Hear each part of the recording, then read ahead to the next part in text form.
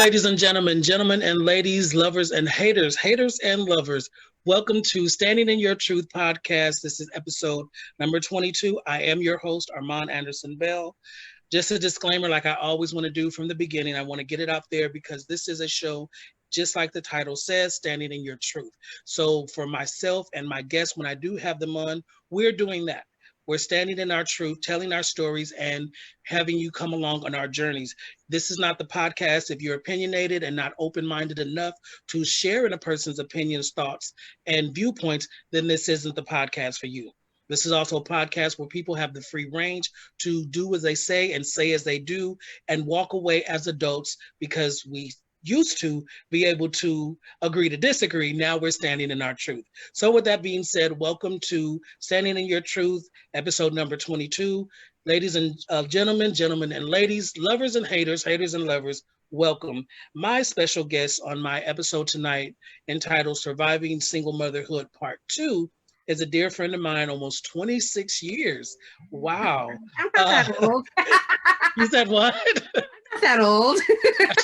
I claim it, honey, because I know people that didn't make it. So, ladies and gentlemen, welcome my good friend, Ms. Yessica Reedy. How are you, Yessica? I'm doing well. How are you? I'm wonderful. I'm so glad we have this time. I feel like Carol Burnett. I'm so glad we have this time together. We've been planning this episode for a while. When I did my first episode of Surviving Motherhood, which featured my good friend, also from high school, Miss Salamatu Denbour, and you stepped up and was interested in doing the show too. And so I'm so glad because on this leg of my podcast, I'm able to do what I love what I do, and share my journey with my friends and associates. So this is like a dream. And we had this plan for an in-studio sit down, but because of everything going on, everything was delayed. So now I am back. So welcome. Thank you. Thank you. Delayed and from home, right? Yes. So, I'm so glad that we are getting out with this technology and learning new ways to adapt. We are an adaptive people. So I'm so grateful for that. So let's get a start with giving a brief intro, because I want you to go on. But Yessica Reedy is an actor. Actor. I'm doing mine. Decades, love. Although we used to act and play production, but no, you used to act to scream out loud. She is an author. She is a mother of three, and she has so much going on. She's a survivor. I love her. I guess you would say your quote of life is you're taking post-traumatic stress and turning it into post-traumatic resilience. So again, ladies and gentlemen, welcome Ms. Yessica. Thank you. Thank you. So Yessica, give us a brief intro into who you are, and then we're going to take everyone on a journey today. Who am I? I mean, who's anybody? I am a mother. I am a daughter. I'm a sister. I am a person of color. I am a minority businesswoman. I'm a victim, survivor of domestic violence, childhood sexual abuse, as well as rape as an adult. I have also experienced and survived domestic violence. I've been a surrogate mother and an egg donor. I have lived a life that I can be proud of, and a life that there are moments that were very, very cringeworthy. as us all. and I'm very much just like that other person, So much of my history and who I am, you will absolutely find in other people. Because the things that I've been through, the resilience I've learned and earned, it's within so many people. I'm not alone. But I'm Yessica.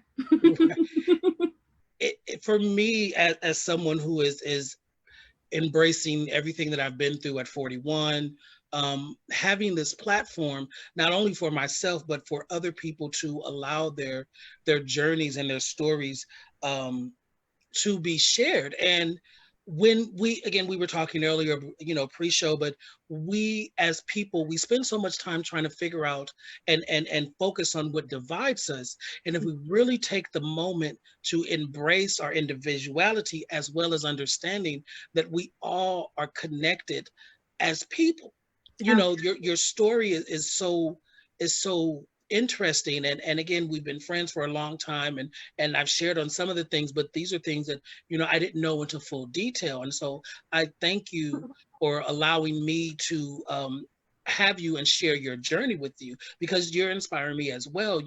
Let's talk about the books, because that's what I'm in the process of, self-publishing. So you not only have one, you have three, right?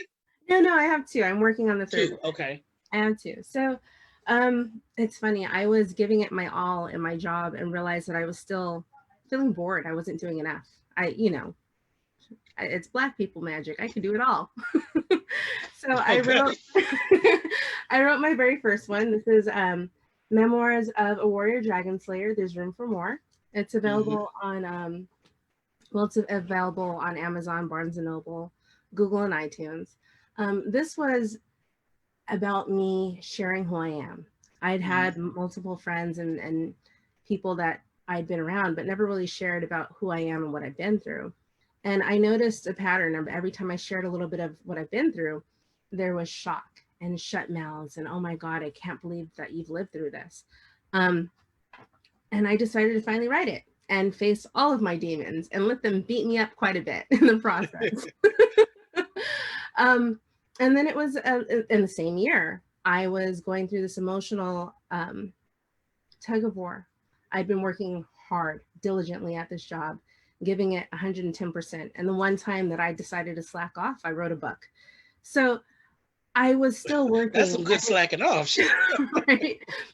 I was giving it my 110%, and I wanted a title change. I'd been at this job almost 3 years, and I'd never had a title change. And that's all I wanted. And I was determined, made a slideshow and everything of why I earned this title.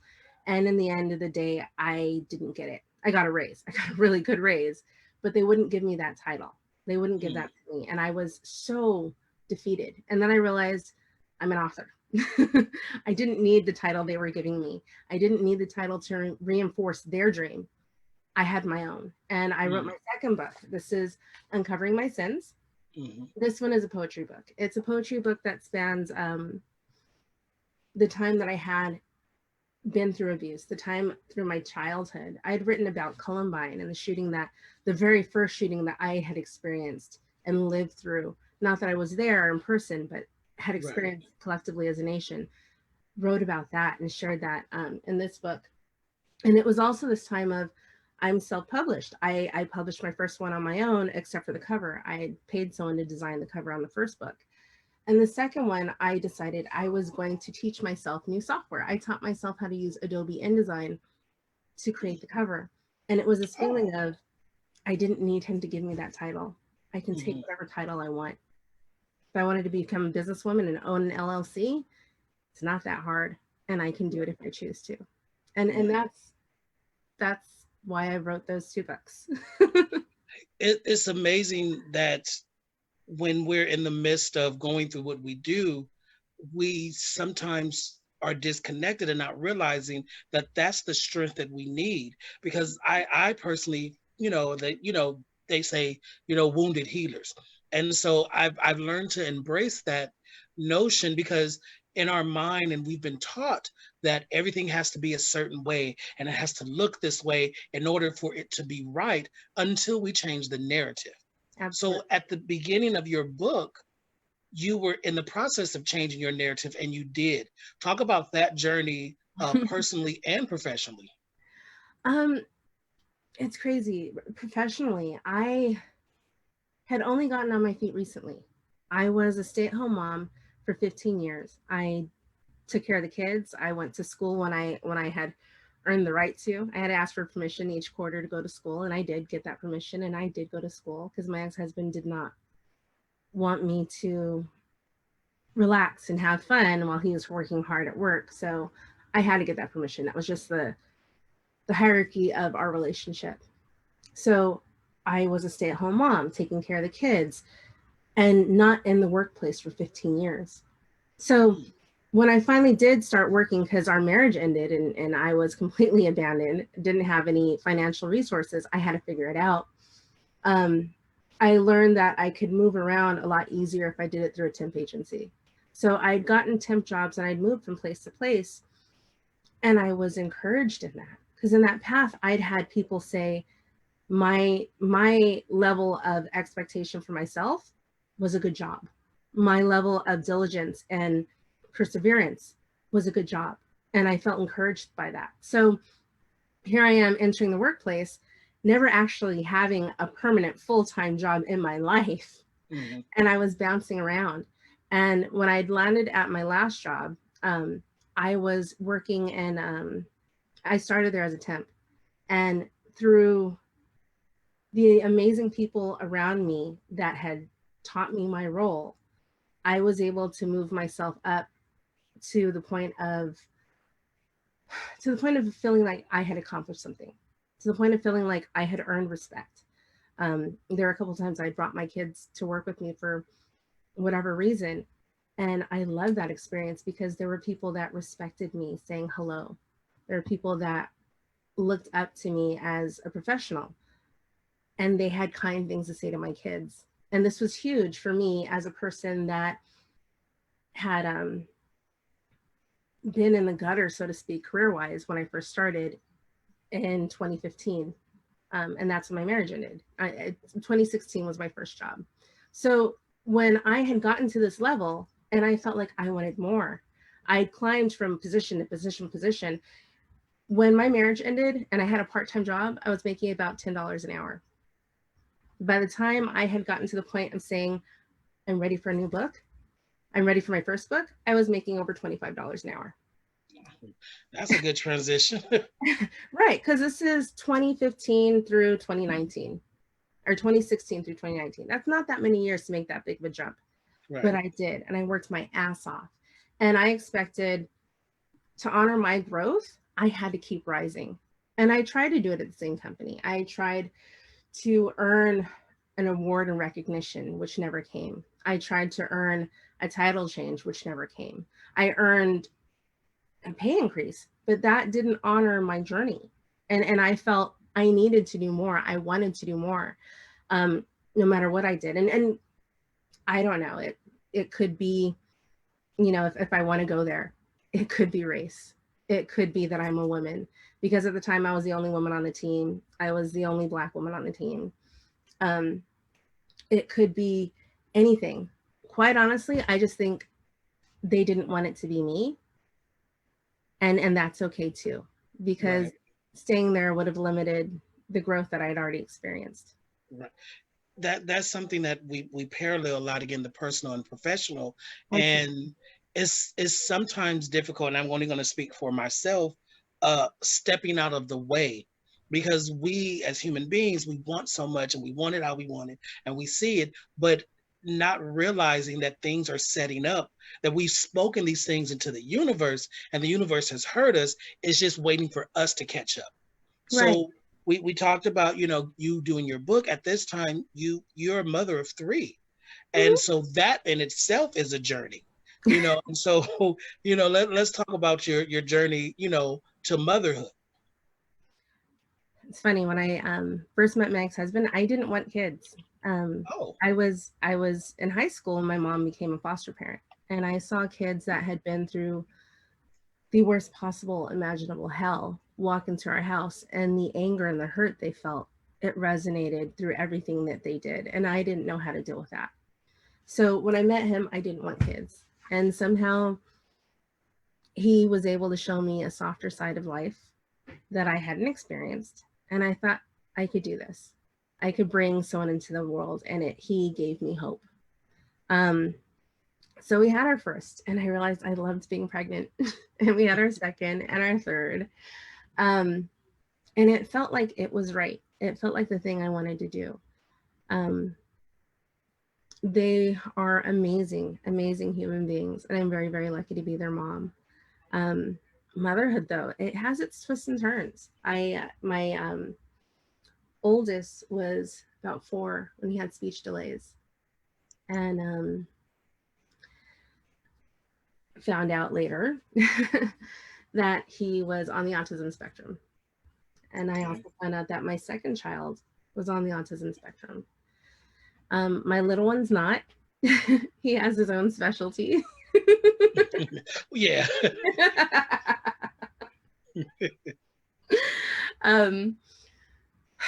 He, a couple of weeks ago, came out of the closet and he said, "Mom, I'm bisexual." Again, motherhood has its twists and turns. Not something I fully expected, but thought was possible. Right. And we're here, and it's who we are. Right.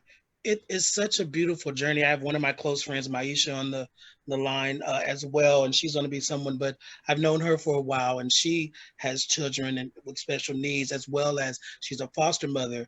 And I applaud you guys for being able to multitask. And so much, again, my biggest responsibility other than myself is my cat. So I don't know what it's like to be responsible for another human being.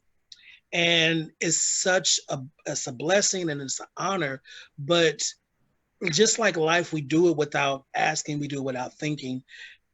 Give me an idea on some of the journey, because I don't know how, when those things, I know when I came out of the closet, and I've heard from other people that the parents feel that there's something they've done wrong.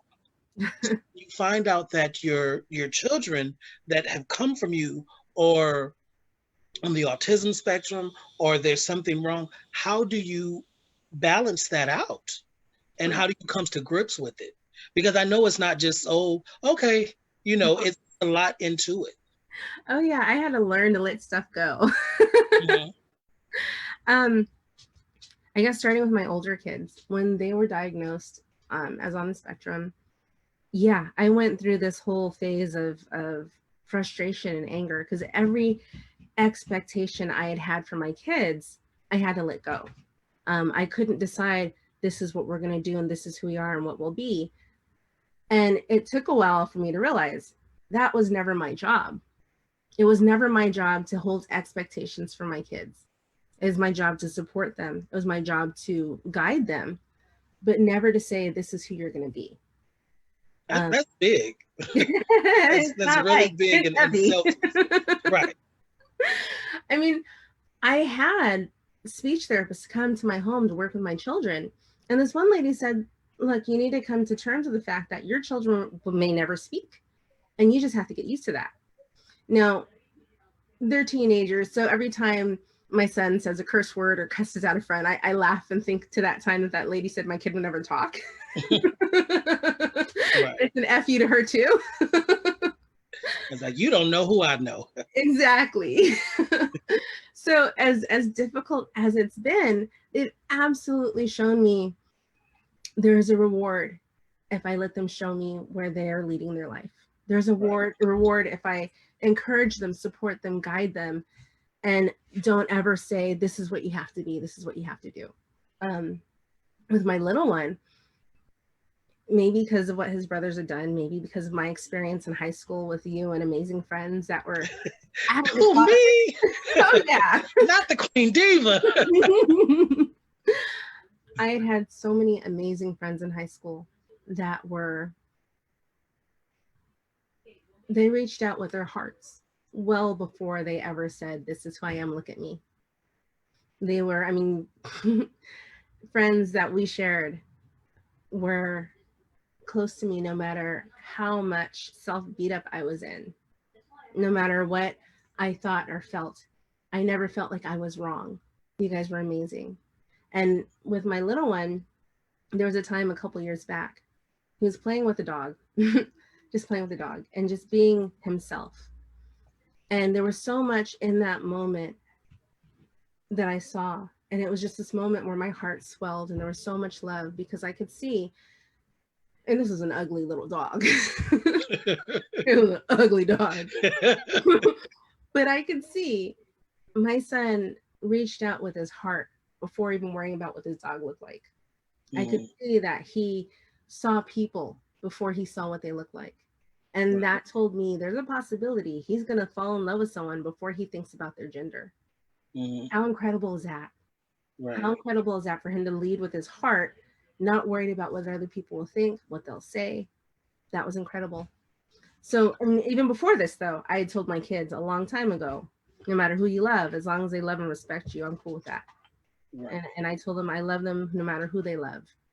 And so coming out, it was a lot about me making it safe too, but all about him being confident in who he is. Right. It's something that I've said in the past, in conversations, and we talked about it, during, our conversation earlier. But the thing that I loved about my high school is the diversity. And it's not just I mean, you're mixed race, so you've had to deal with that. Me coming out of the closet and being in a school where there are multiple races. Yes, it has its bad points, but it also has it helped prepare me for the world.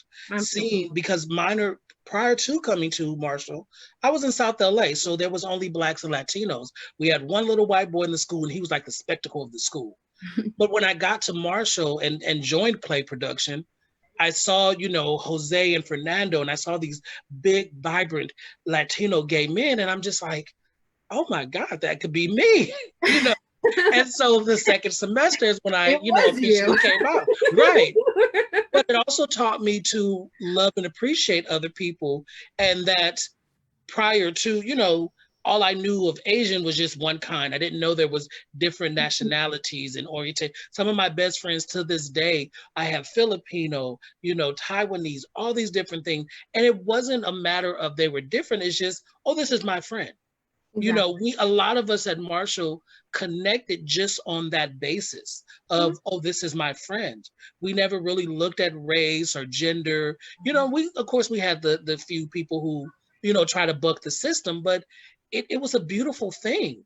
And those are the foundations that help us be a better person. I always say that I know what it's like to be discriminated on so many different levels. So why would I try to do the same thing to somebody else? If you like it, I love it. I can care less, because I know what it's like. So having those foundations make us a better person. And you talked about, let's again, go back to your husband. Your husband is of a different race, correct? My ex-husband. Your ex-husband, excuse me, sorry. It's okay. Yes. I earned my last name back. No ring on my finger. I'm happy with this. So you've had to deal with your own personal mixed race Absolutely. heritage. Absolutely. And then now you're bringing these three young men up, and that is a challenge as well. How were you able to do that, or how are you able to do it? That's it's an everyday thing. When I was younger, the kids that I was at, because I went to two elementary schools. I changed elementary schools because when I was first at Lockwood Elementary, I was the only Black kid in the school. There's a lot of Hispanic kids, and they teased me. I was in third grade, second or third grade, and they said that I was a little slave girl that needed to get back on the ship and go back to Africa because we were studying Christopher Columbus at the time. Right. I then went to Brentwood Science Magnet, and it was a school that was a magnet school, brought kids from all over LA, very, very diverse. We focused on science, and the kids that were African American, that had the kinky hair, that had the ability to play double dutch, and I freaking can't do that to save my life. Oh, it's a skill, baby. Trust and believe. I did not have the rhythm for that. They did not like me. And in fact, my closest friends in elementary school were this sweet Jewish girl and this Caucasian girl. And Lisa and Erica absolutely brought me in under their wings, took care of me. We were close. And then middle school happened, and I went to King. That was just the feeder school in my neighborhood, and that's Right. where I ended up. And I had to start over. And I did not know how to be normal because I had been pushed aside by these kids at Lockwood. And here I am seeing them in middle school, and I didn't want to be friends with them. They were mean to me when I was a kid. Right. And there were a bunch of other people that I got to be friends with, people that I didn't have in the same grade that were older than me, and they took me under their wings. And then as they went off to high school and I was still in junior high by myself, I was again transitioning to, I don't know these people. What do I do? It wasn't until high school that the relationships that I had really solidified in the 9th grade became my people. Right. And then as I was in high school and stuff, it was learning how to be different with different people and learning that it was the people and not where they came from that mattered. Now with my kids, see, I grew up in a household where my dad, bless his heart, used to say all the time, I can't trust white people. Now he's changed. My stepdad is Caucasian and they're actually buddies. Okay. Oh, well, that's good. It took about 20 years, but it's happened. Right. Now, your dad is African American, right? Yes, yes. Okay. And my mom's from Thailand. My stepdad's a sweet, gentle white man from Oklahoma. And my ex-husband was Caucasian. My dad's changed his mind. But it's been this constant teaching my kids too, because there have been times when like I was out at a playground with my kids and this woman said, how much do you charge to be a nanny? And I'm like, these are my kids. Wow. And she was offended that I was not at all interested in watching her kids and that these were my kids that looked like beautiful mixed babies. You know, that's so very much what is that movie? Imitation of Life. That is so wow. That what do you do? I mean, I can be pissed off. I mean, that there's a whole thing about being an angry Black woman. Right. We try not to play into the narrative. Again, I've had exactly. It's a struggle. No, honestly, a good friend of mine in high school, maybe just out of high school, she said, Lonnie had said, you can pity the ignorant, but you can't be angry with them. Mm-hmm. And it reminded me, yeah, I can pity them. I can teach them. We can all learn to do better. But getting angry doesn't solve anything. Getting angry doesn't fix it. In fact, getting angry usually scares people. I unintentionally have on multiple occasions threatened many small men. So have I. It's not intentional. Right. But I'm a special needs mom. You piss me off. I'm going to get to the point of what I need to do, figure it out, and get it done. I won't ask for your permission. I won't ask for your forgiveness. I'm just going to get it done. And that can threaten a lot of people. And that alone, without me being that angry Black person, is enough to say, don't trust her. And it snowballs. The snowballs is not something that we want, because you're always like, oh my God, you know, you have to be cautious for other people. Absolutely. And I've learned over the years, like, and it gets tough because you're like, why do I have to be the one to turn the other cheek? Why do I have to be the non-aggressive one? Not because we're scared, not because we're some kind of, you know, punk or anything, but because number one, it does no good. Okay. Number two, the teaching moment, we have to take it upon ourselves in the moment of hate to love a little bit more.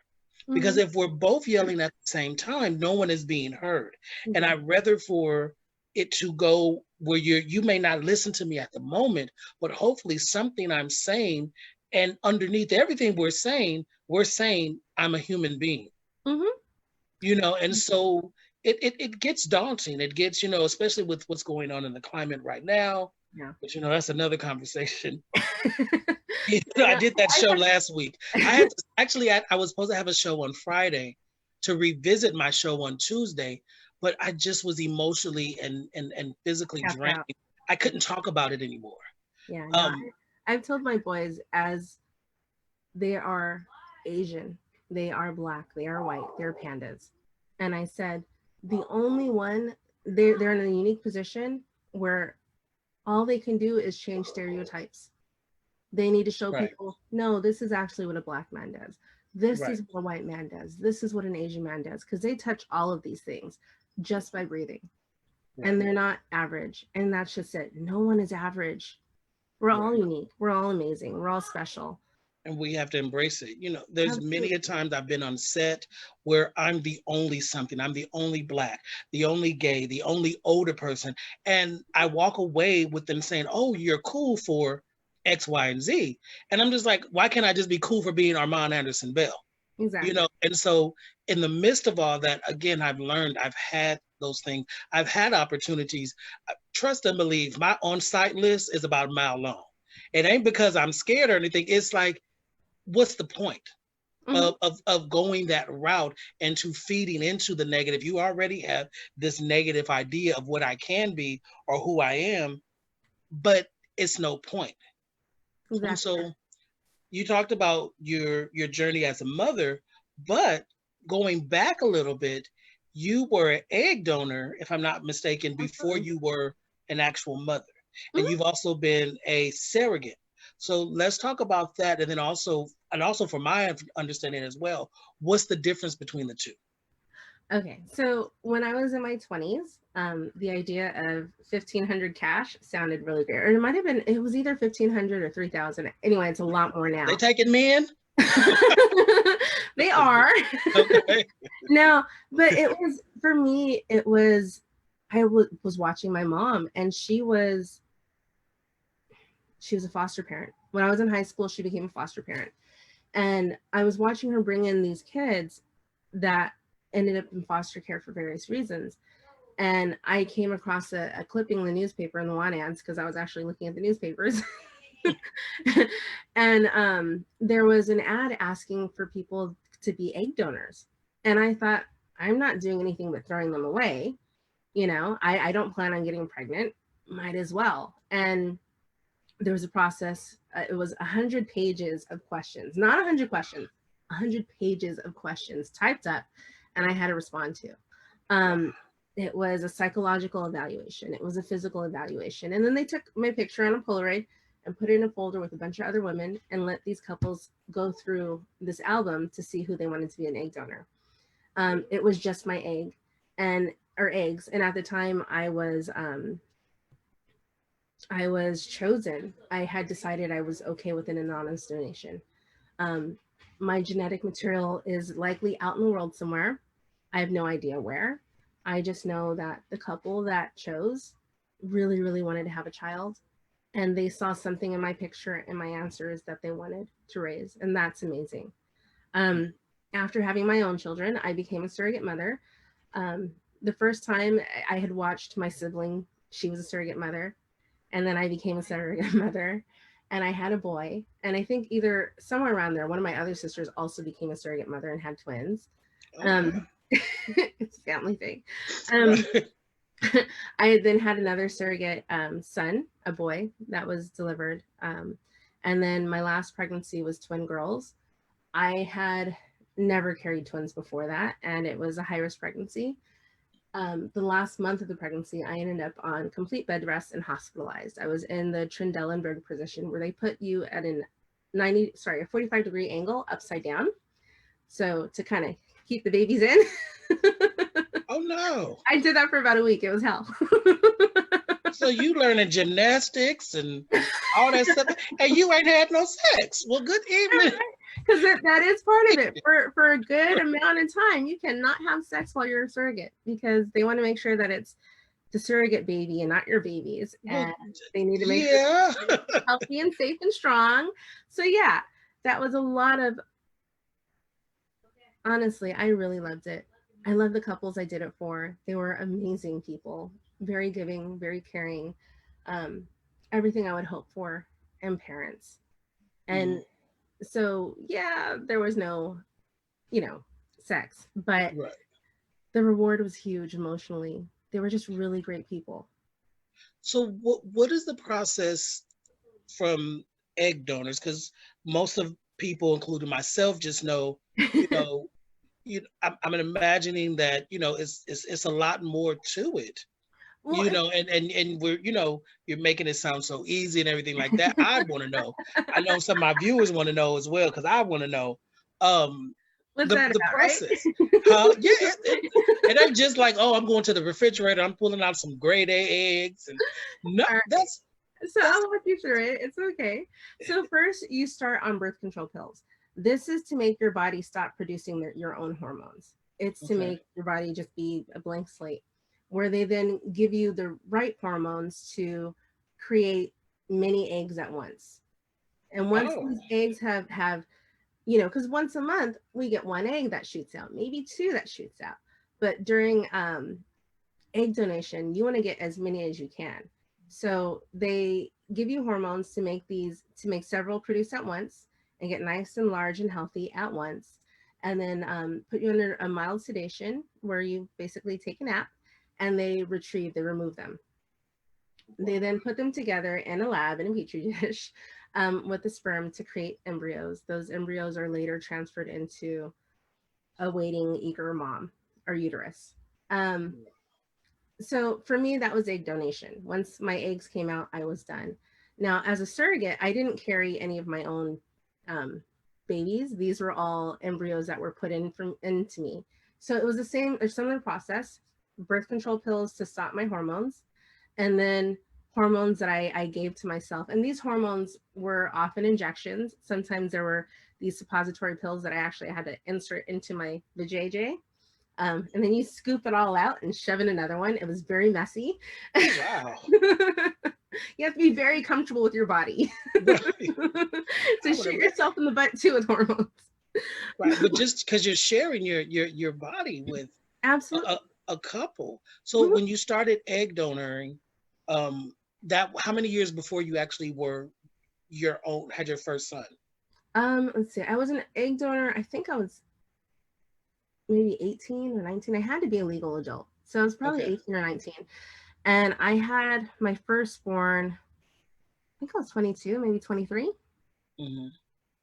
The thing that I'm amazed at and is everything that has happened to you at that point in life, you still have a desire to be more and do more for other people. This is before your own child.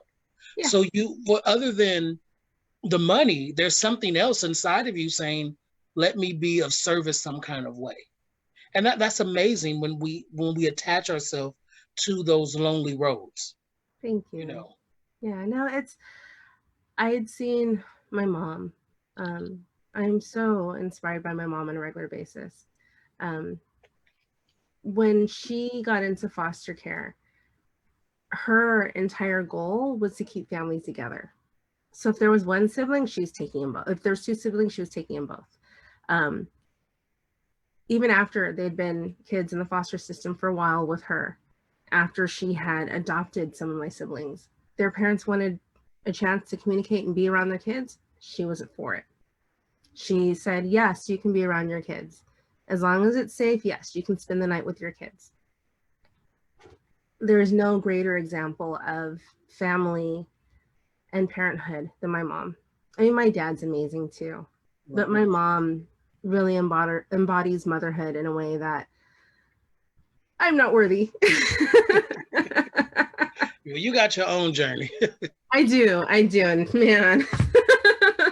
So when you start having what's the time frame and number of your own child from egg donoring to being a surrogate? So I was an egg donor in, I think it was 1999. And then if you actually count the years, I was pregnant on average maybe once every 2 years for about 10 years. So wow.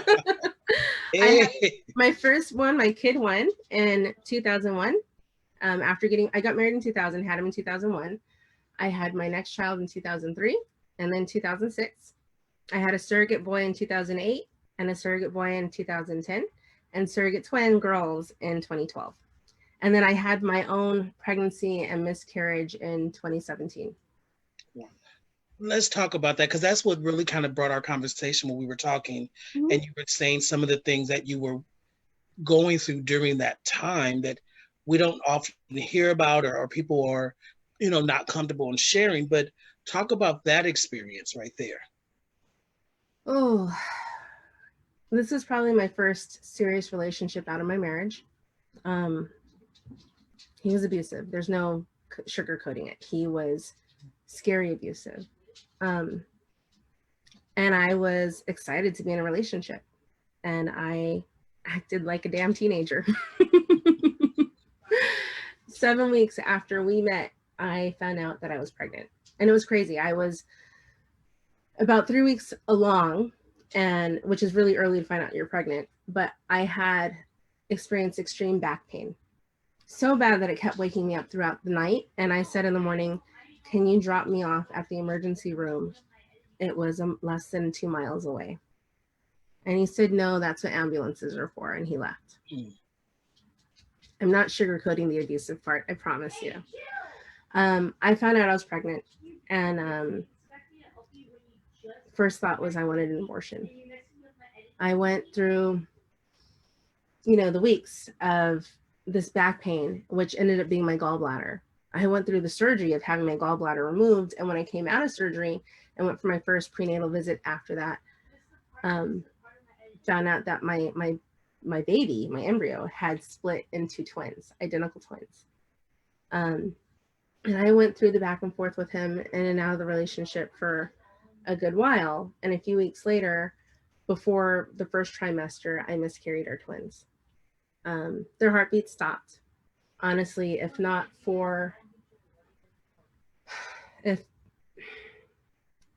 I've said this before, there's a cost to the relationship we had. And if I hadn't lost my twins, I would certainly not be here to tell my story because I would have died. I have no doubts about that whatsoever. There was a period though. It was a long relationship. I mean, we were together almost a year. I miscarried in April. We didn't break up until December. That I owe a lot of that to my last job. I told you about walking in and having this feeling of being respected. Right. It was crazy to be walking through this office, being treated one way and treated entirely different, a different way. And like at home. It got to the point where I was at the holiday party. It was my first holiday party with this company. And there was one of the guys that was a little bit inebriated. And one of my coworkers was there at the holiday party with his wife. And this coworker kind of prided himself on being that very scary, intimidating person when he was actually very, very kind and he was just a really kind person. He just never showed it. So when this guy was checking out his wife, this drunk person was checking out this angry coworker's wife, I was terrified. I thought, because of my experiences, she was in for it when she got home. Right. I knew without a doubt he was going to beat her ass when she got home because of how hot she looked and the fact that someone was looking at her. Right. But as I'm watching her, I realized she wasn't afraid. She was a little uncomfortable, but she wasn't afraid of her husband. Now, that night I went home and my ex-boyfriend at the time had his holiday party. He was usually high. I'd never really seen him drunk, but he was drunk. And he was calling my neighbors racial slurs, which is entirely against everything I believe in. Right. That night, I'm in bed next to him, and he's holding me down in his sleep. And I kept thinking about this woman and how she wasn't afraid. I was more afraid for her than she was afraid. And that gave me the courage I didn't know I needed. And a week later, I ended that relationship and never looked back. I know that was heavy. We can lighten it. It's a testament to what we survive, because when we're going through these things, we think that's because it's the most prevalent in our life. Mm-hmm. And so it's everything, but it makes you stronger as you go. And it's sad that we have to base our strength on the weaknesses of others. Absolutely. And as you look and you go through life, it's like, wow, I can do it, but I shouldn't have to do it. And so at this point, you've had your kids, you've been married, and then here comes this. And so I know for me personally, when things happen now at 41, I can kind of sit back and be like, okay, there's a lesson.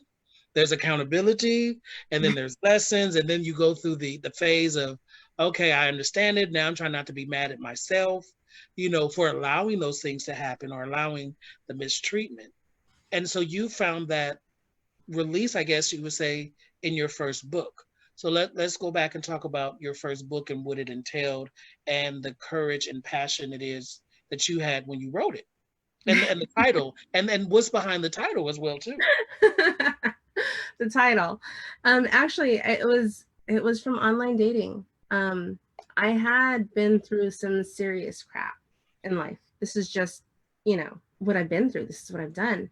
And as I was writing the first book, it was just laying it out there because I wanted to prove I could write a book. I had for years been trying and for whatever reason couldn't do it. And a friend of mine said, no, this is mindset. You've written several books if you count everything in your blog. Why can't you write one? Exactly. So I had gotten my crap together and I started writing it. And the thing with the title is I was online dating and meeting these men that there's no nice way to put it. I was intimidating them because I had been through some stuff, which means I don't need to play games. I don't need a BS. If it's not right for me, I have no problem walking away. Exactly. Been there, done that, ain't going back. Exactly. And I'm an autism mom. I'm fairly fierce. And it was this idea that as fierce as I am, as in control of my life as I am, I slay dragons. I'm a warrior dragon slayer. I have gotten through advocating for my children in school. I sued the LA Unified School District because they weren't providing for my kids and won. They paid me. That is not something that everyone can say I've done. But you know what? I have, because I fought for my kids. Right. I've gotten through so many things in life. And that's what it was, is I'm a warrior dragon slayer. I want to meet someone that is one too, someone that can slay dragons with me. And as I was writing it, I realized I'm not alone. There's nothing special about my experience except that I've gotten so many and compiled them in a book. I know many people that have had miscarriages. I know many people that have been through domestic violence. I know other surrogates. I know other egg donors. Not many, but I know them. Right. There's nothing unique except that I've got all these experiences. They are in my life, and somehow I'm not broken by it. Somehow I'm thriving. I mean, my most recent experience, I got laid off from a job that I thought I would be at for much longer. And I felt relief. I felt this flood of just calm because I knew that this wasn't serving me anymore. Right. Not many people say that. Right. And that takes, again, another set of strengths, another set of, that we have to go through. We have that conversation, we're weighing things out. At least I do. Like, okay, this is the good, this is the bad. And then for me, the higher power, my understanding, the spirit, whatever, I try to release it. I try to step out of the way. I'm getting better at it. But when we're aligned, then you can see the difference when stuff comes in, as opposed to the junk and the muck and things and the fluff. Because when you're aligned on what you're supposed to do and you've allowed yourself to be open and vulnerable, it has a better, I guess, filtration system. The tap water is no longer coming in. Now we have the alkaline water coming in. Absolutely. And what I've learned is when you're on the right path, you're taken care of. It's crazy. I am laid off. I'm getting unemployment. I'm getting more unemployment than I did when I was working full time. Right. A lot of my friends, I've talked to them, and it's blessing. It's sad that we have to go through this, but it's a blessing. And it's absolutely taught me, do I want to work at a job where my commute is over an hour and 15 minutes and I don't have any time with my kids? I'm growing things in my garden. I've gotten not just my vegetable garden going, but I've got my indoor plants that are on the porch. I've got indoor plants and succulents, and I'm growing things that I never imagined I could because I didn't have time. I would get home and it was dark, and I would have time to feed my kids, put them in bed, and go to sleep and start all over again. Yeah. And it taught me that I hadn't been doing what was important to me. And I am doing that now. And I'm looking for something that, career-wise, that's in alignment with that, which it hadn't occurred to me in all this time that was something I should be doing. Right. And it's flowing, and it's not just, here I am, I'm getting paid more, but you are actually fed when you're on the right path. And what I mean by this is when you're on the right path, you end up in conversations that you didn't plan that end up guiding you further. You end up sitting and not expecting anything, and you get fed, and people bring you things, and you are given opportunities and things that you never imagined you wanted. And that's absolutely happening right now. Yeah, we're I'm trying not to tear up because us having this conversation, the stuff that I went through when I did my first set of the show, coming back and again, it's hard to say, but it's not about us. It's about whatever vision and me having this platform. Again, I'm able to share it with my friends and my associates. Me, I'm going through my personal stuff. I got, I'm working on my book on purpose, but the universe aligns you, and we talk, we had talked, we've connected, we even had lunch, but the stuff that I've been hearing and what brought us to this conversation is because I changed the format of my show. Standing in Your Truth is not only for myself, it's for anybody. Yeah, and we're trying to teach that. I wouldn't have been a guest on your last show. Oh, yeah. Yeah. But when you're moving and you put it out in the universe, it's amazing when you step back and just like, okay, whether I always like to say the higher power of my understanding, because I have no idea and I don't want to claim to know someone else's affiliation. So I take ownership and I say the higher power of my understanding. But that within itself is a journey to be vulnerable, to step aside, because we want what we want when we want it and how we want it. We're humans. But it would bring it full circle to what we're trying to do and present itself. Again, your life speaks differently when you're on alignment, when you're on your purpose.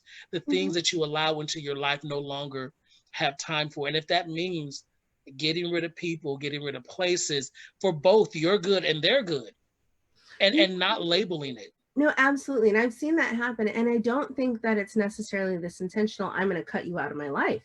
It's just the reasons that you once had to share space and time, they don't exist anymore. Right. And some people call it vibrating out. Someone's vibrated out of my frequency. Call it what you will. I just have no reason to share the same space. And don't get me wrong, these people that I don't talk to or see anymore, they're absolutely close to my heart. But are we doing the same things? Are we even eating the same things? I mean, no, right now my priority has been self-care and learning to focus more on my finances while taking care of my kids. And it's doing things that feel good to me, like gardening, walking through the dirt barefoot. I just rescued a couple of crayfish from crawdads from an Asian market and put in my pond, and that felt I haven't heard that name crawdads in a long time. Only few people call them crawdads, and if Tania is on here, she knows exactly what I'm talking about. Crawdad, Lord ever. Well, I was in an Asian market and I saw them, and they're food. They would be great in some Creole cooking. But I saw them and I wanted to take them home, and I put them in my pond, and that made me happy. These are things that bring me joy for no reason whatsoever other than to bring me joy. And I'm doing them. And it's been so long since I've done that selfishly. For me personally, this time of distress has taught me a lot about myself. And I've used that. I wake up every morning and I make my bed. I write in my journal because I realized that somebody didn't wake up. For me, it kind of started last year when I turned 40, the appreciation of life. I've had a journal that I write in every day called Gratitude Journal. And it tells you to write 3 things that you're grateful for. And I cheat because my first thing every day is thank you for waking me up this morning. And I have my calendar in the background where I check off the days because I realize that someone is not seeing these 86,400 seconds that I've been granted. So what am I doing? I've set my apartment. I'm crafting my ass off. I'm enjoying that. I'm excited because I don't know if you saw my last in-studio show, I had a fashion designer and I interviewed him and things like that. I've always crafted as a drag queen. I make my own stuff.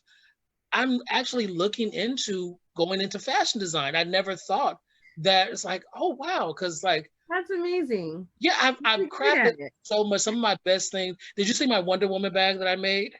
No, but we've talked about your sequins and Oh stylings for yeah. enough So time. let me show you my Wonder Woman bag real quick. This is one of my greatest things. It teaches me patience, and Oh, this is what it looks like I on love that. this side, and then on this side. Oh, wow. I love that. So I've had to, and again, I'm just like, I never thought I went from being a drag queen and an actor, because I always say, okay, what's next, Lord? What's next that you want me to do? It was this show, it was changing the format, it was so many different things, but it's a blessing to be able to do what you love. Not Absolutely. many people are granted that opportunity because we're so caught up in, again, it has to look this way, it has to sound this way, especially when you're in the creative arts. Mm-hmm. You're always discouraged, no matter who it is. Oh, you need to find a real job. And it's not until you start making money doing that, then That people they pay start saying, attention oh, to you. yeah, you're right. Yeah. Right. So, and again, that teaches you patience, that teaches you resilience. Speaking of resilience, I love the saying that you said earlier, is taking post-traumatic stress and changing to post-traumatic resilience. And let's talk about that, because that right there is such a blessing, to know it and to feel it actually. So my dad is a Vietnam vet. He was Army, and I've lived with this post traumatic stress my whole life. Absolutely lived walking on dancing on eggshells. Um, he has a hard time remembering people's names. Vietnam was just yesterday. And as Mhm. I went through my own experiences, I realized that I too have post traumatic stress. And I refuse to live like that. And I learned that there's something called post traumatic resilience, where you take whatever traumatic event you've been through and you find resilience and strength and a way to pivot from that. And that Mhm. became my goal. And that means doing some deep inner work. It means facing my demons and writing Ooh. my, I know, in writing Memoirs of a Warrior Dragon Slayer, I actually experienced the most difficult emotional flashback I'd ever experienced. Yeah. And it was, I wrote about it in the book too. I went back and edited that in. I may have to do that, because I tell you that's where I'm at. I'm stuck right now trying to write mine because it's just so painful. Oh, it wasn't just painful. I was physically, it's funny, when I had experienced things like being raped and being abused, there's this moment of just feeling like I was disconnected from my body. I was disconnected from the situation. Talking about it was not an emotional thing because I couldn't feel it. And as I was writing the book, I started to get in touch with my body. I started to experience and feel what it felt like in those moments of terror. Mhm. And there was a moment that I was triggered at work. Um, I had an email that was not kind on my part because I wasn't thinking about sensitivity and not throwing people under the bus. I was thinking, we fucked up. Excuse me. We need to fix the situation. Let me just get to the point. And it had inadvertently made a couple of people higher up in a different team of the company, made them look bad. So they pulled me into a meeting, and I was in the meeting with two of my coworkers, and my manager was available on Slack, so we can message him, but he wasn't in the meeting. And it went from, let's walk into this office and close this door. And it was calm and it was boring. It was one of those things I was like, this could be a freaking email. They turned and they snapped, and it was anger, and it was all of a sudden unsafe. And don't get me wrong, I didn't think they were going to beat me, but my body reacted like the times that I was date raped, when it went from cool, comfortable being with friends and people I trusted to all of a sudden, why is this happening now? Stop. Um, and I felt like I was sinking into my body. I couldn't hear. It felt like there was fuzz, and I was sinking and getting smaller and shrinking into myself, and I froze. In fact, I remember messaging my manager, and I had written the same sentence to him twice.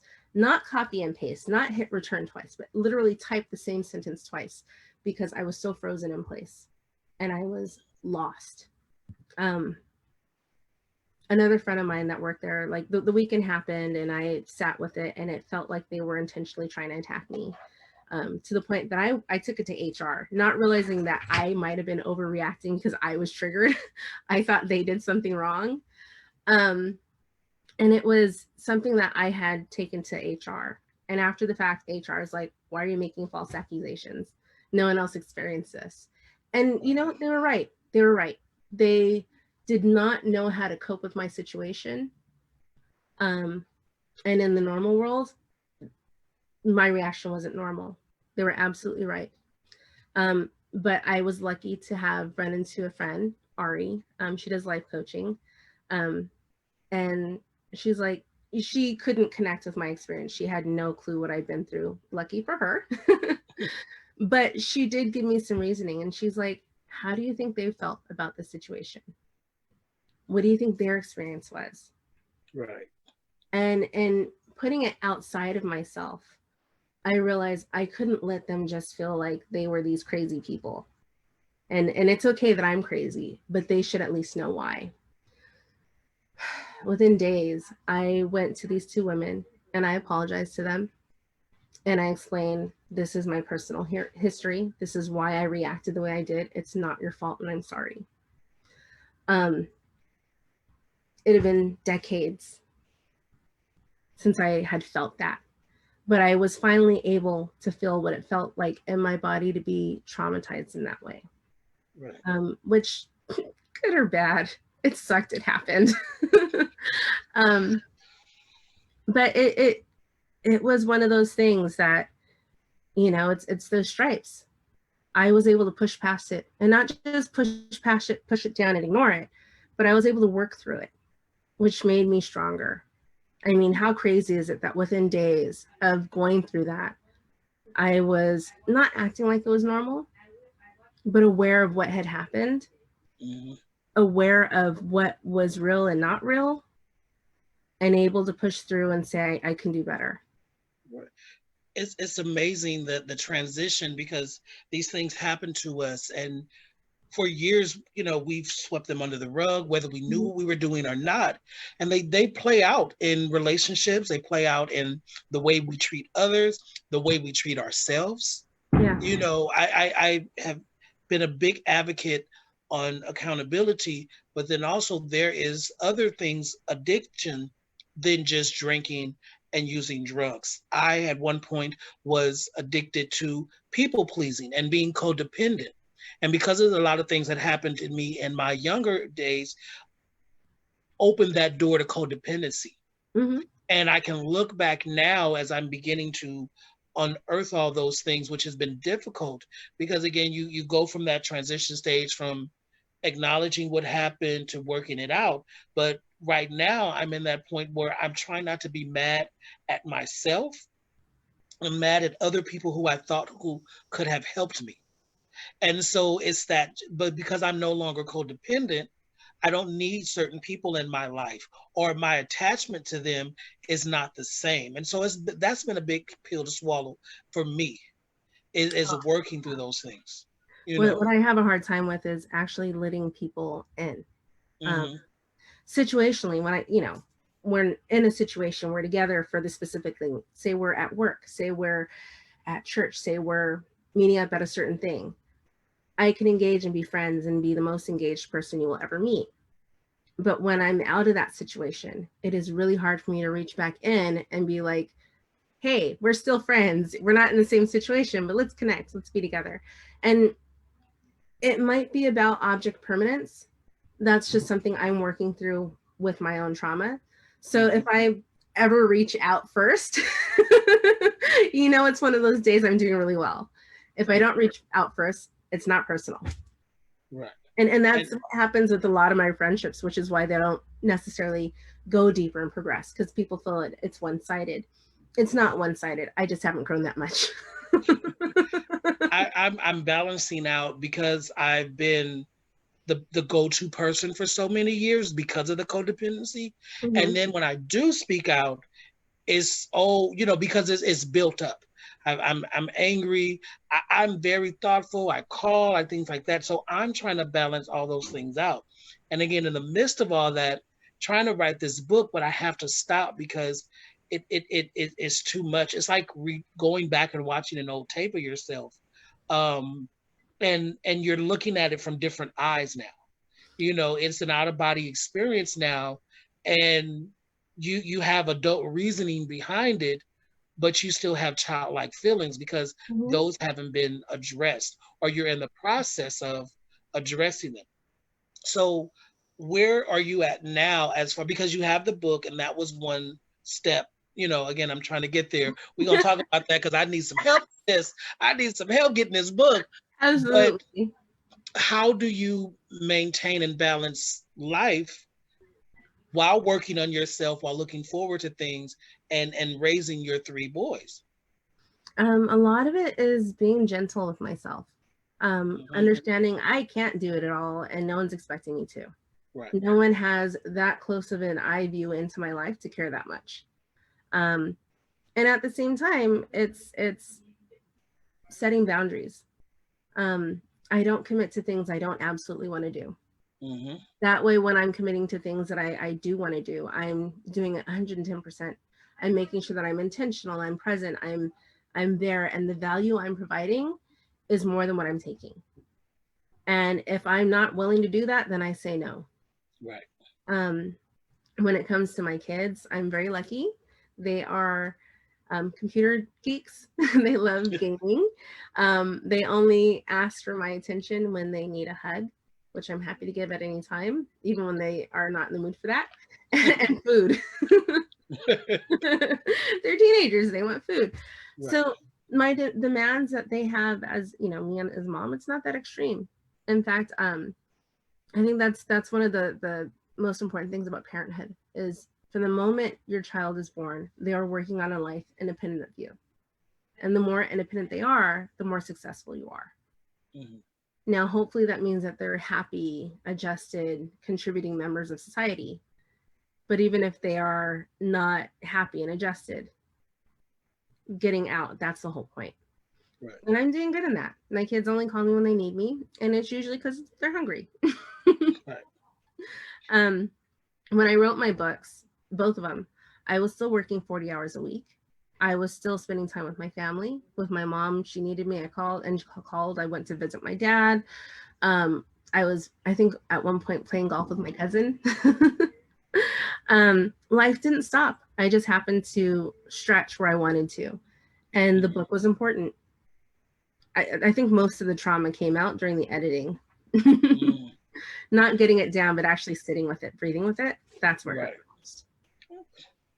So what are you at now? Are you have this time now? You're working in the garden. So wrapping everything up as neat as we can, you know, what are some of the things you would suggest? What are some of the things that you're doing? Um, you know, what's next for you? Um, Gosh, next. I think that depends on what day you ask. Yeah. So during this quarantine, I have been working on building my credit. I've actually made it jump about 20 points since I've been on quarantine. I'm also, you know, like you said, gardening. My goal is to continue working on the third book, which is less about me, more about helping others, which is making it really hard because Hmm. I feel taking me out of the writing is where it's not fun anymore. Okay. um, Creating or recording the audiobooks is important to me as well. Um, these are things that are on my to-do list, but in a very, very flexible way. I refuse to make myself a slave to my to-do list. It's more there to serve my goals. And if my goal is to embrace the laziness of the day or to hug my children, that's the priority. Right. If you know, I took about a month of putting everything on the back burner. My sister, after 6 years of being on dialysis, got a kidney May 1st, and Hmm. um, you have to be close to the hospital where you had the transplant. So we were in San Diego at Scripps Hospital or near Scripps Hospital for about a month while she was in recovery, and everything for me that I had as a to-do list was on the back burner. And because I had intentionally committed to being present for my sister, I didn't at any point feel like I was doing the wrong thing. I didn't at any point feel like I should be doing something else. I just relaxed into it. I did some job interviews. I hugged my kids. I baked a few things. I learned how to make different dishes that I had never even tried before, only to discover that I prefer to buy it when it's already made. See, and you'll never know these things if we don't give ourselves the opportunity. I always say, which I've been on this kick for a while, is that go out there and experience it. And then once it happens, but we label it. I spent more than half my life doubting the experience before it even happens, or in my mind saying, oh, it's not going to be this and it's not going to be that. And I'm grateful that I'm getting out of that, because some of the best things, me being an actor, me being the first drag queen to be on the Pasadena Dude Opera, those are all things that I had reservations on. And I'm grateful that I actually did it. But then allowing yourself, again, like I have those days where it's like, I'm not getting out of the bed. And in those moments, I'm going to be the best laying in the bed bitch there is for that day. Straight up. You Yeah. know, and it's okay. You know, Absolutely. we have to learn how to be better to ourselves. Mm-hmm. You know, and again, it's that water filtration. It's like, I'm not drinking tap water anymore. It comes in, but again, that's the give and take that we allow ourselves from Mm-hmm. having such things. And I'm grateful. On a good day, I can say I appreciate all the bad stuff. But on Yeah. a bad day, it's this MF, you know, but Yeah. I look back, even again, the relationships and interactions I've had with people. I was like, okay, I played this part in it. I could have said this a little bit different. I could have did this a little bit different, but what am I taking out from it? So it's that filtration of life, So you know. at the end of the day, with all these relationships, were they the best relationship for you though? Because I guarantee you, as someone that has done the codependency thing, that has done Mhm. the servant thing, no matter what you did, were they meeting you even halfway? I'm trying to find mine because I have a big book and it's been with me for years on codependency, and like um they have the AA book and things like that. Uh, this is it. And as you can see, it's worn. I've had it for years. I happened to stumble upon this book years ago, and it's Nice. been with me at least over 15 or 20 years. But just as there a big book for AA and CA, there's a Mhm. big book for codependency. And I Me- realized again that a lot of my traumas and things that I went through in life earlier propelled me to the codependency. And at that moment, it held me safe. I always look back and think of my mind, because I'm like, I can't believe how I've managed to go through all that. My mind protected me from those things and those emotions, but it also helped me to get to this place now where I can be more appreciative of even the smallest things. So Mm. yeah, I'm grateful for those experiences. You know, Yeah, yeah, but it's okay that they're gone. I mean, right? those trauma responses. It's fight or flight, Hmm. fawning, and the last one. There's another one, but it's fight or flight, fawning, and freezing. Hmm. Fawning is something that is underappreciated, but so many people do it. When I mean Say that one more time, Jessica. You said fawning? fawning. So Okay. the fight or flight. Yes, You I know either that. fight or you run away. Right. There's also freezing where you do nothing, Hmm. and then there's fawning, and this is when you try to be small. You try to make the Mm. person happy. This Right. is where codependency lives. Right. Yes, it does. And I guarantee you that in the fawning, there's never ever a give and take. It's just a take, take, take while you give, give, give. Hmm. And in that, it's not even exchange. But in that, you are never having your needs met. Right. You're meeting theirs and yours at the same time. Or so what we think is our need, because we've deluded ourselves to thinking by me being small, maybe they're going to like me more, or maybe they're going to. And so, again, I'm at that point where I'm like, I sit back, I'm like, I can't believe you let this person treat you this way. Yeah. You And know, and again, this is yeah, that balance, yeah, right? no. I'm working on forgiving myself again. Yeah. Again, that's where the I'm lifting the rug up every day, a little bit by a little bit, and sweeping some of it, because I've been walking over it for 41 years. Mm-hmm. You know, and Absolutely. I got tired of being tired, as they say. Mm-hmm. It started for me when I turned 30, and then it propelled from 30 to 40. But 40 was the kicker for me. Like last year, it was just, and I tried not to go so, because I was just ready to cut. Let me tell you, my cutoff game is so strong, honey. I start talking to myself sometimes.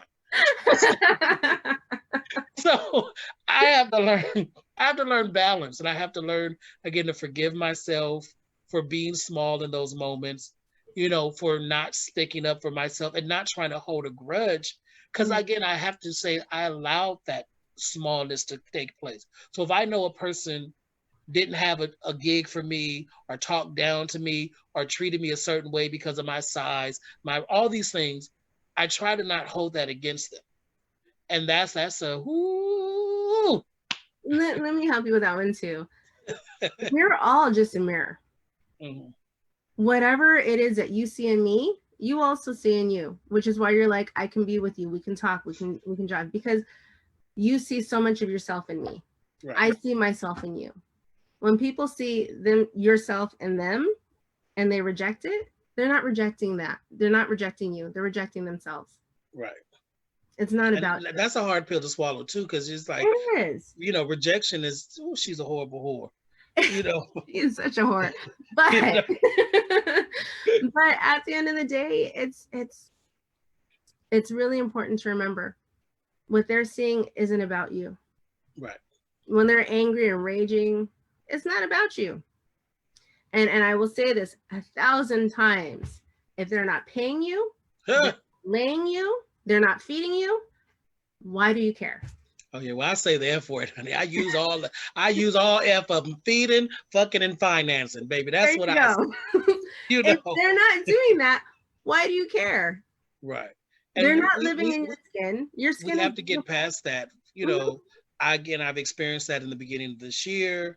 I'm working that out, and I'm grateful. I had a phone call last night from a friend who, again, I've allowed myself to be open to spirit. So he uses other people. And my friend called me, and again, I've been feeling some kind of way about just giving up. And he called me out of nowhere. And, I'm just like, okay. And when you hear it, when you drink that good alkaline water, you're just like, okay, I'm here. Again, I had a show planned for Friday where we were going to talk about, the protest and, people who have a problem with people who say all lives matter versus Black Lives Matter. I couldn't do it. And I sat there, and I had 4 guests lined up. And I sat there, and these were, and I'm very thorough, as we're going back and forth. Spirit was like, no, you can't do it. And in my mind, I'm like, I can't disappoint these people. I've asked these people, and gracefully, they were gracious enough to understand, because they know me, or they're getting to know me. It's overwhelming for a lot of people. And the people that are speaking out against the protests, they're speaking out in their own fear. Right. And as people, personally, I've lived this my entire life. And this ain't new for me. I wrote a poem last week on another open mic I did called "This Shit Ain't New to Me." So I get that people are 2020 mad, but I've been 1995 mad. I've been, all these mad. Where were these people at? So I get it. I lived through the 92 riots. I remember. Right. I remember the very first time someone called me a nigger. I remember that. Right. And these, I get it. But you cannot tell another person how to feel or their level of involvement because you're doing this. Mm-hmm. And again, I have this big issue with people who are we can have an opinion. And if you were to say the sky was peach and I were to say it's purple, I'm like, okay, that's fine. You don't see it my same way, but I'm not going to disrespect you. I'm not going to tell you, oh, you're problematic, which is such a catchphrase that people love to say now. Because you don't agree with me in the way I see it, then you're the problem. And I'm like, how do you fix your lips to say that? But again, that's a whole nother story. It is. I kind of feel like I'm okay with being the problem. That means you're uncomfortable. And I need to make you comfortable with the fact that these things are happening. And it's up to us as a society to change it. Right. If they were outside my door. That's the problem. I don't watch the news because of my empath and things like that. So I was getting all these calls with people saying, "Oh my God, they're outside, they're on your street," and I turned the news on, and I just was, because I don't. It's such an energy drain. Oh, I won't But watch the news. the people were protesting and marching on my street, and it was just something. But I want to thank you, Miss Yessica. Thank you again. Thank Because you. we could go on and talk. I had to stop us from earlier this morning because it's like, we have so much to catch up on, but Old we're on friends, that we can same do that. level. Like when we went out that day, we were out for like what, several hours when we had lunch. It was supposed to If be you didn't have to go back after work or dinner, Right. and it just went for hours. So again, I want to thank you. If you can let everyone know what you're up to again, tie everything up. We're gonna have your information, your book information, your website, because I need to go check out the website, because I'm like, baby, I'm trying not to hit this virtual pole because I need a side gig right now. But if anything comes down to it, baby, I'm working at the jiggle room, honey. So whether I'm in drag or out of drag, I'm gonna jiggle something. But give us your information and tell us what you're working on right now. Okay, so I am Yessica Reedy. I am the founder of my webpage. It's our website. It's Crushing the Chrysalis. It's www.crushingthechrysalis. The idea behind that is you destroy the cage that created you, and you become that butterfly. I've authored 2 books now: Memoirs of a Warrior Dragon Slayer, There's Room for More, as well as Uncovering My Sins. I'm working on the 3rd book, to be determined, because I'm being gentle with myself. In the meantime, you can find resources on my website, whether you are looking for support in your journey through domestic violence, whether you need support with suicide prevention. I've been there. Yeah. My goal is to help people. And if you want to learn more about my books, it's there. Or you can go to Amazon. Searching for me won't hurt. It's Yessica R. Reedy. For some reason, it's easier to find me under the title of my book. I just haven't paid Amazon to like boost me. Okay. It's always something. And that's a minor thing. my big thing is to help people. Right. There are some domestic violence groups on Facebook, and I do my best to support people there. I don't ever tell them about my book. I just want them to know that there's life on the other side, that you can take what you've earned and make something amazing with it. You can grow, you can leave that situation, you can do better. I love the fact that I'm doing better than my exes. Right. 1000%. Yeah. Well, thank you again. I'm glad we finally got this conversation out. We have been working on it, and I had so much other stuff going on. I was trying to, fit it in and balance the titles. Did it work? Yeah, so everything happens for a reason. I'm glad that we have this opportunity. We don't have to rely on going to the studio, which I not miss the studio, but it helped me step my technology game up, because this is something new for me. So yeah, you had to help me through this too. Yeah. And like now it's like I'm a Zoom whiz. I'm holding, okay. And that's why I always like to meet first. So that way, okay, this is what we're doing. We're cutting the sound off. I want to give a shout out to Mr. Charlie Harley, my campus news teacher from high school, who helped me with all this broadcasting and things, and propelled me to, be the person I am today. His assistant, my good friend Greg Munda, who's recovering from having a stroke. God bless him.